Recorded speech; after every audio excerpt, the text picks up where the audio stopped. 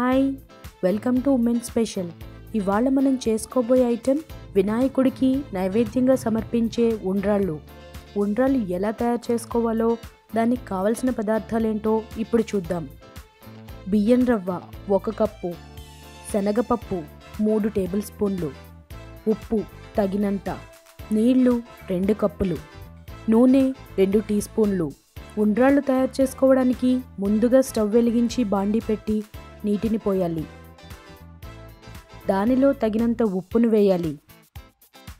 ఇప్పుడు నూనెను వేయాలి. శనగపప్పును వేయాలి.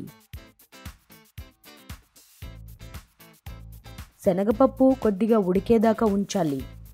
నీరు మరుగుతూ ఉండగా బియ్యం రవ్వను వేయాలి.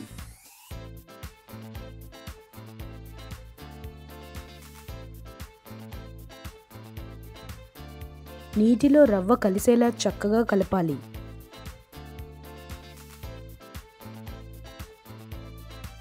ఇప్పుడు మూత పెట్టి ఉడికించుకోవాలి. మధ్యలో కలుపుతూ ఉండాలి.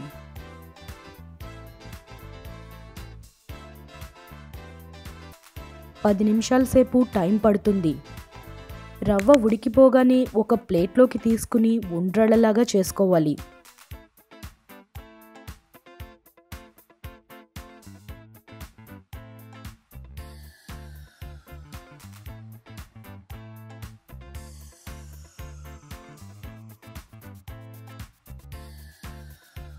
అంతే, వినాయకుడికి నైవేద్యంగా సమర్పించే ఉండ్రాళ్ళు రెడీ అయిపోయాయి.